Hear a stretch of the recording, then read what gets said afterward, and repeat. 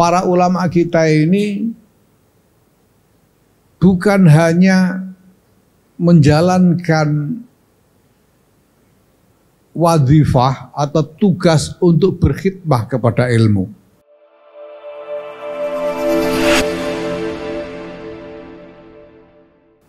Orang mengatakan bahwa Nahdlatul Ulama ini adalah pesantren besar, sedangkan pesantren itu adalah NU kecil.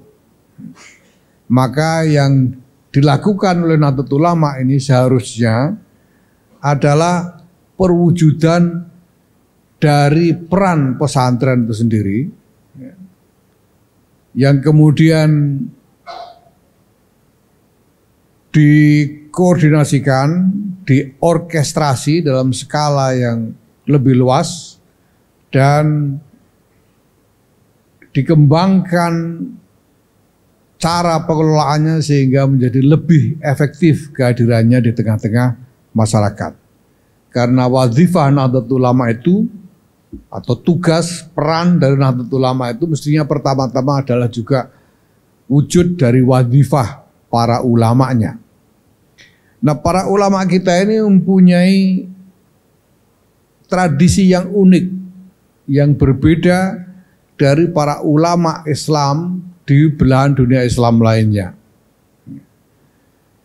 Kalau di Timur Tengah, di Asia Selatan, di Afrika dan lain-lain, kita mengenal ulama-ulama besar dengan karya-karya ilmiah yang monumental,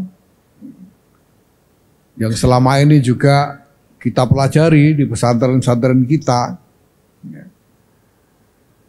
Satu hal yang mungkin menjadi pembeda yang sangat mencolok dari tradisi keulamaan kita di Nusantara ini adalah bahwa para ulama kita ini bukan hanya menjalankan wadhifah atau tugas untuk berkhidmah kepada ilmu.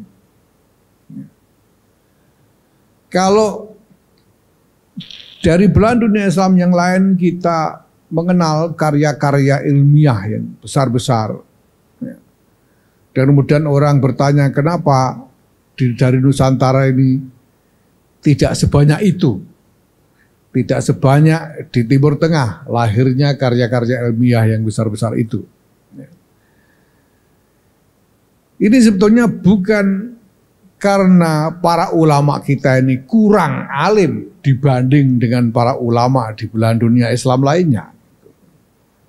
Ya, orang seperti Andri Guruta, Kiai Baharudin Abdus Sofa ini orang yang langka walaupun dicari di Mesir, di Afrika, di Timur Tengah, ini orang yang langka dari segi penguasaannya atas khazanah ilmu-ilmu. Karena kiai-kiai kita juga menghabiskan usianya untuk menekuni ilmu-ilmu dengan dedikasi yang paripurna. Tetapi para ulama kita punya tradisi wazifah tambahan selain itu, yaitu bahwa selain khidmah kepada ilmu, para ulama kita juga mempunyai tradisi melaksanakan atau melakukan apa yang kita sebut sebagai riayatul ummah, mengasuh umat. Kiai-kiai kita dari dulu itu bukannya kurang menguasai ilmu-ilmu. Sebetulnya kalau menyempatkan diri banyak juga karya-karya yang lahir dari para ulama kita di sini. Salah satunya seperti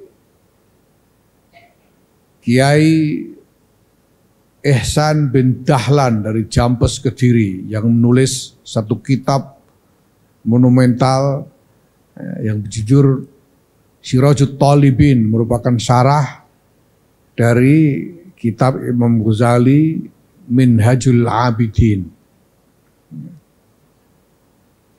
yang sekarang justru menjadi salah satu referensi utama di berbagai lembaga pendidikan tinggi di seluruh dunia, termasuk di Timur Tengah sendiri. Dan ada banyak juga ulama-ulama kita yang menulis kitab-kitab yang sebetulnya juga sama monumentalnya, dengan isi karya yang sama kayanya, tapi ditulis dalam bahasa lokal, dalam bahasa Jawa, ya, seperti Kiai Saleh Darat dari Semarang, dalam bahasa Melayu, seperti karya-karya dari para ulama Aceh, dan saya kira juga ulama Bugis sendiri, banyak karya-karya itu. Nah, tapi ada satu tambahan lagi dari wadhifah ulama kita, yaitu riayatul ummah, mengasuh umat.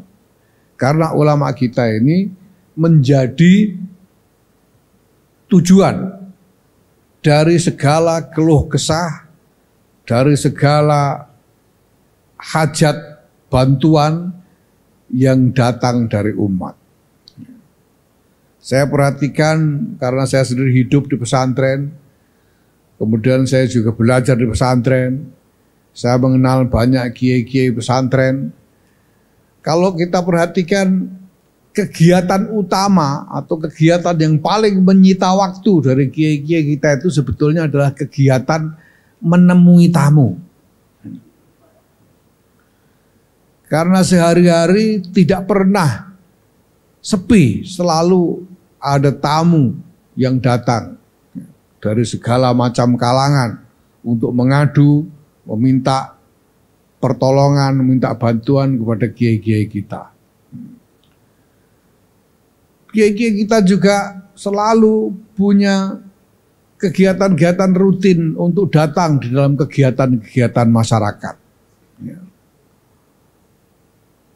Salah seorang kiai junjungan saya, Kiai Maimun Zubair, Allah yarham, dari Rembang sana, dari Sarang Rembang, ayahanda dari Kiai Abdul Ghafur Maimun yang sekarang salah seorang Rois Suriah PBNU. Beliau dalam usia yang sudah sangat lanjut, sudah lebih 80 tahun usia beliau, tapi beliau masih tetap rajin menyempatkan diri mendatangi undangan apapun dari masyarakat sekitarnya. Di kampung-kampung ada selamatan bayi, mengundang beliau, beliau datang. Ada katakan tetangga kampung yang wafat, beliau datang. Ada kegiatan apapun di tengah-tengah masyarakat yang beliau diundang, beliau senantiasa menyempatkan diri untuk datang. Karena memang ini merupakan wadhifah yang menjadi tradisi para kiai kita, yaitu riayatul ummah. Nah, maka Bapak Ibu sekalian, Nahdlatul Ulama harus mengambil ini juga, mengambil wadhifah riayatul ummah ini sebagai bagian dari kiprahnya. Nahdlatul Ulama harus sungguh-sungguh secara nyata hadir di tengah-tengah masyarakat ini untuk ikut terlibat di dalam pergulatan hidup sehari-hari dari masyarakat.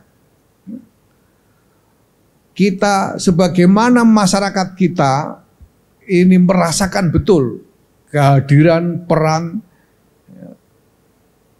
dari para ulama kita, para kiai-kiai kita sehari-hari, maka kita harus sungguh-sungguh berupaya supaya masyarakat juga merasakan kehadiran dan peran dari Nahdlatul Ulama dalam kehidupan sehari-hari.